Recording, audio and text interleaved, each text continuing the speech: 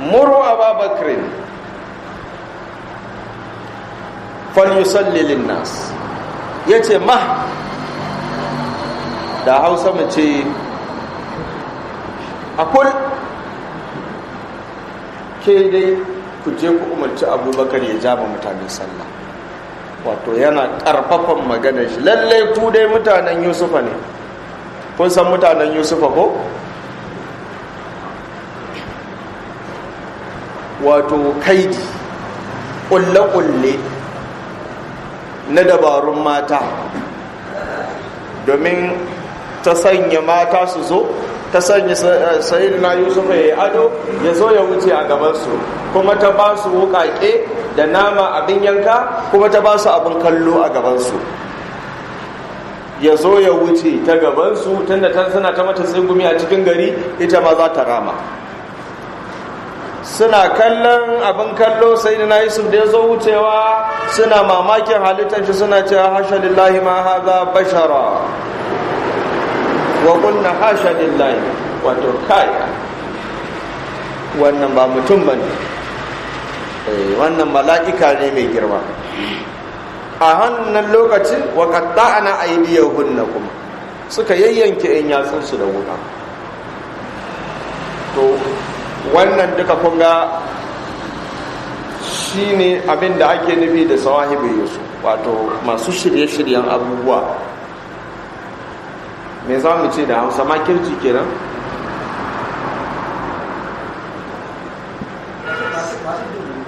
Masu dungu da dabaru, masu dabaru. To sai annabi sallallahu alaihi wasallam ya karfafa cewa a dai ce Abubakar ya ja sallah. To mahallu shahid shine Abubakar yana kuka a sallah, Umar yana kuka a sallah. Bari mu ji dan kadan cikin ta'aliqin da Hafiz bin Hajar al-Asqalani rahimahullah ya faɗi mana. Babun wannan idza baka al-imam fi salati ay hal tufsad am la aw la, wato sallar ta ɓaci ko bata ɓaci ba idan mutum ya kuka a cikin sallah. والأثر والخبر اللذان في الباب يدلان على الجواز. da asar da kabar, me asar da kabar in an haɗe su biyu? Asar na nufin mene? Maganan wani sahabi ko tabi'i wanda ba manzon Allah sallallahu alaihi wasallam.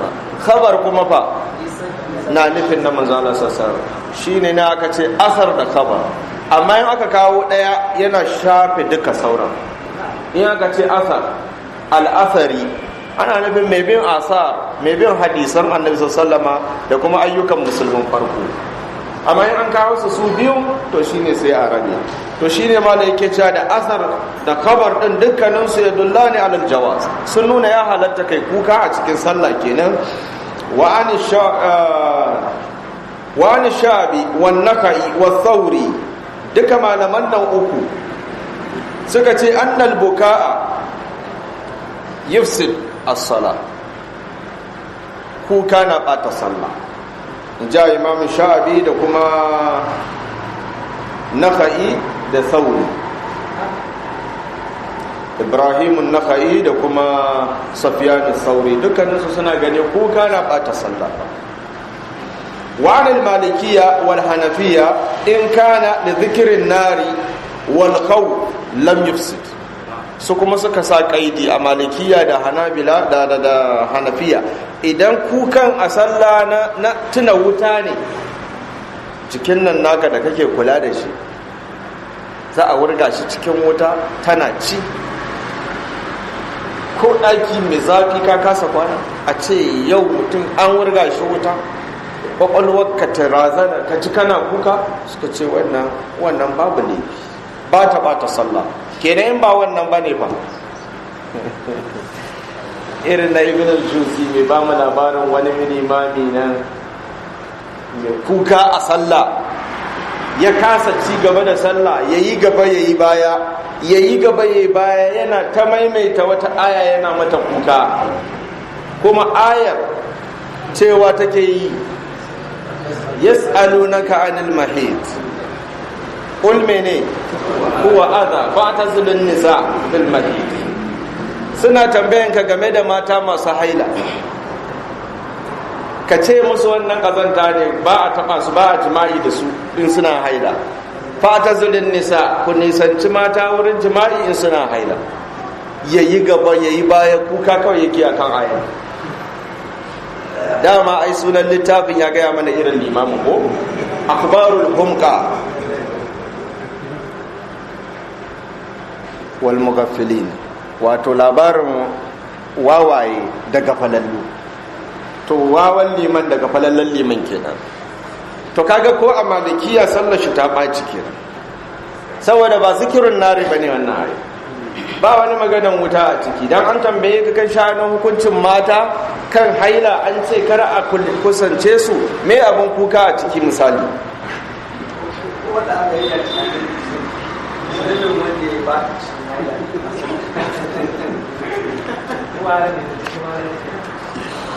Ko zunubin wanda ya aikata haka, ila mutanen shi sun saba da wannan aikin, yana tausaya musu.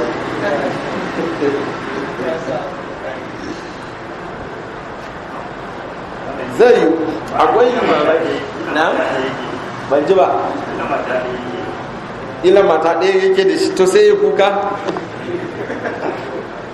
Aisha Allah ya kara mata da ta ce tana haila, manzo Allah yana umartanta ta daura zani a tsakanin cibiyanta da cinyoyinta. Ta ce wa yubashiru, bai ma'ana zai yi mu'amala da ita namiji da mata amma ban da jima'i. Don haka kaga kenan ba itizalin da ayat take nufi na gaba ɗaya bane, itizalin jima'i ne. To nan malikiya da hanafiya suna gani in na tuna wuta ne, bi ma'ana dai na tsoron Allah, haka sallar ba ta ɓaci.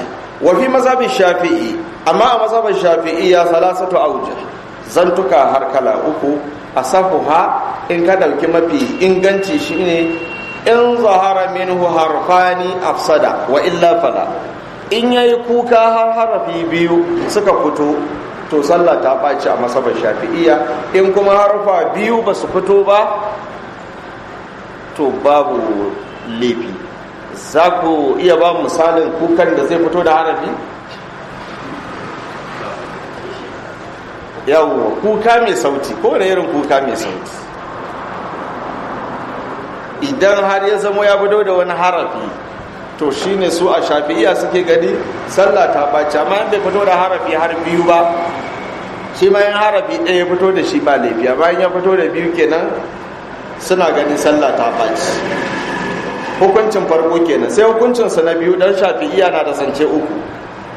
Saniha na biyu, wa haka an nassihi fil imla, an nakalto daga cikin imla da nassin shi cewa annahu la yufsid mutlaqan li'annahu laysa min jinsil kalami, wato cewa koma wani irin kuka mutum yayi baya bata sallah, domin ba magana bane, kuka bai cikin jinsin magana. Salisu na uku kuma anil qaffal in kana famuhu mutabbiqan lam yufsid wa illa afsada in zahara minhu harfani. Idan bakin shi a rufe yake lokacin da ya kuka sai sauti aka ji, to wannan ma bai bata mai. In ko ba a zurfa bakin yake ba, ya buɗe baki sosai ya kuka, to wannan har harfa biyu suka fito, to suka ce wannan ya bata mushi sallah. Wabihi qata al-mutawalla, shi ya yanke hukunci mutawalla cewa in yi kuka da baki buɗe harfa biyu suka fito, wani abin nan din shi ya baci sallah. Sai yake cewa in ji Hafiz bin Hajar, wal wajhu thani aqwa dalilan, ra'ayin shafi'awa na biyu shi dalilin ya fi fitowa. Shi Hafiz bin Hajar dan wace masaba ne? Na? Shafi'i ne, ba Hanabila bane, shi ma dan Shafi'iyyan ne. Imamun Nawawi shi ma dan Shafi'iyyan ne.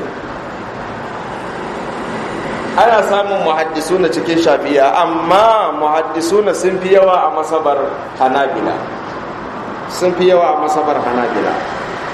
To sai yake cewa zance na biyu shi ya fi ƙarfin dalili. Wanne ne zance na biyu din?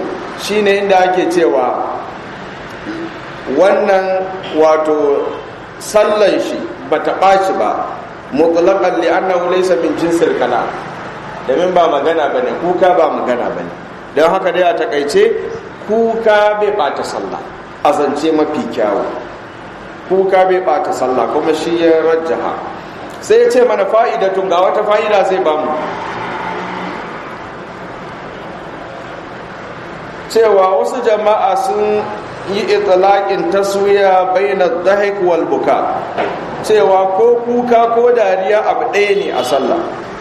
Wa qala al mutawalla, shi mutawalla yake cewa la'alla na'am al azhar fi dhahik al butlan mutlaqan lima fihi min hatki hurmatu salah, la'alla kuka a dariya a sallah yana ɓata sallah kai tsaye, saboda an keta haddin sallah, wasa ya shigo har an keta haddin.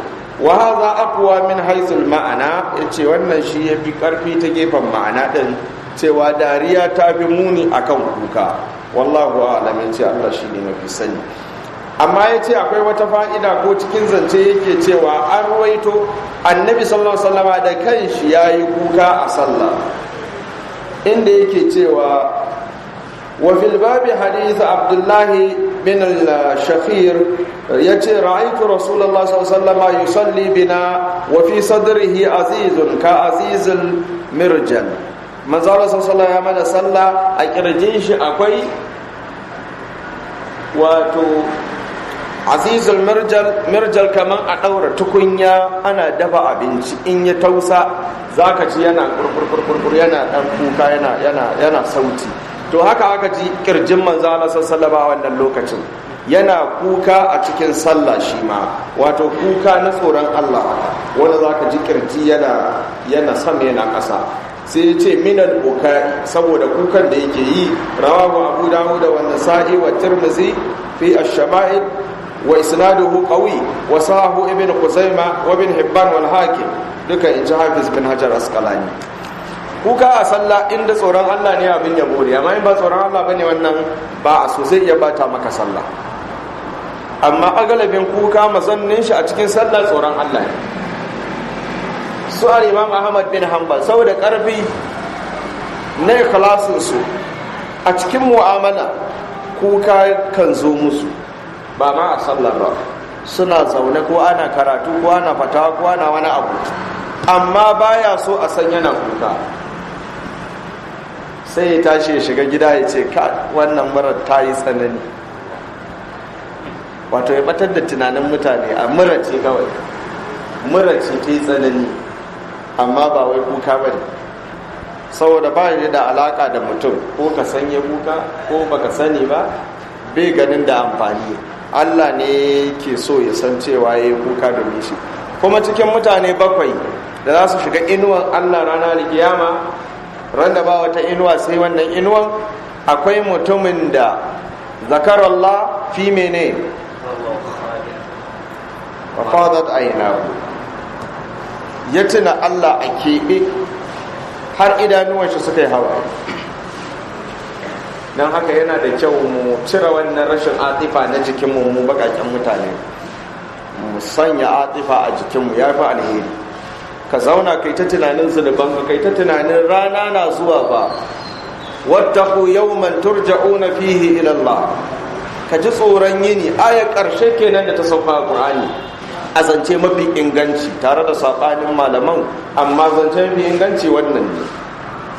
Wancan kuma a hukunce wancan da ta sauka ranar arfa din nan, al-yawma akmaltu lakum dinakum wa atmamtu alaykum ni'mati wa raditu lakum al-islam dinan, a hukunce. Amma wannan kuma a gaba ɗayan Qur'ani ita ce ta ƙarshen sauka.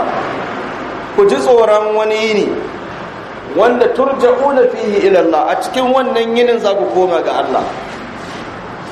Ranar litinin ne, talata ne, laraba ne, alhamis ne, juma'a ne, asabar ne, lahadi ne, akwai dai wani yini cikin waɗannan kwanaki 5 wanda ni mai magana zan koma ga Allah ciki.